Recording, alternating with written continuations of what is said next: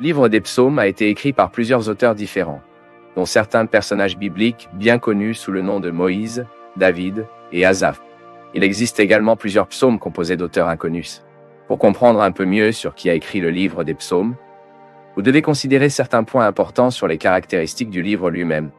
Le livre des psaumes est une collection de divers textes poétiques, écrits sur plusieurs siècles. Les psaumes les plus anciens sont datés de l'époque de Moïse et les plus récents ont été écrits au cours de la captivité des Juifs à Babylone.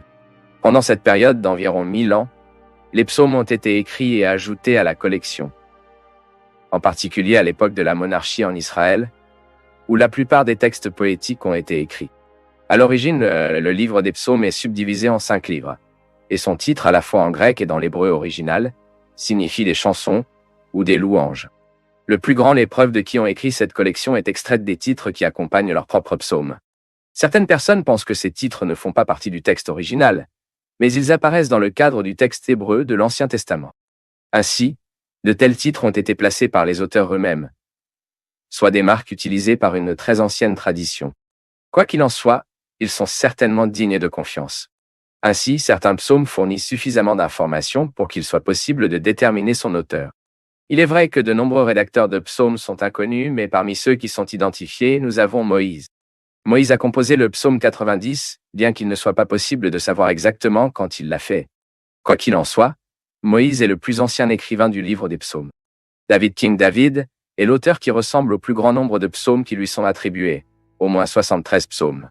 Certains chercheurs ont tenté de contester la paternité des psaumes de la part de David, affirmant principalement que le David mentionné dans les titres des psaumes n'est pas le même celui qui a régné en Israël.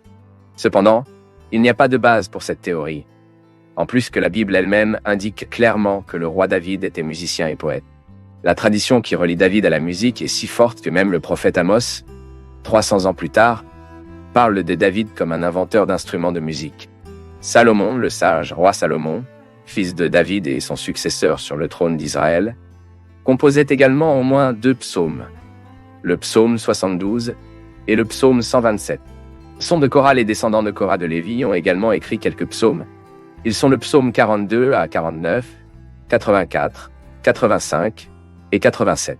Les descendants de Zéra parlent d'Étan et d'Éman, de la tribu de Juda, dont la Bible dit qu'ils étaient très sages. La composition du psaume 88 a été attribuée à Emma et au psaume 89 à Étan.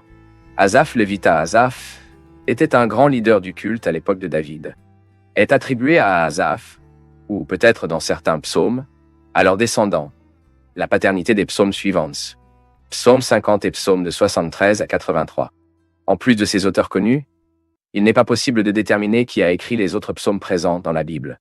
Cependant, surtout, il est connu que l'inspiration pour que de tels psaumes soient venus est certainement venue de Dieu lui-même. Et cela nous suffit. Le texte de cette étude que vous trouverez sur notre site web. Le lien est dans la description de la vidéo. Sur notre site web, vous pourrez accéder aux biographies de nombreux personnages bibliques, ainsi que des centaines d'autres études de divers sujets.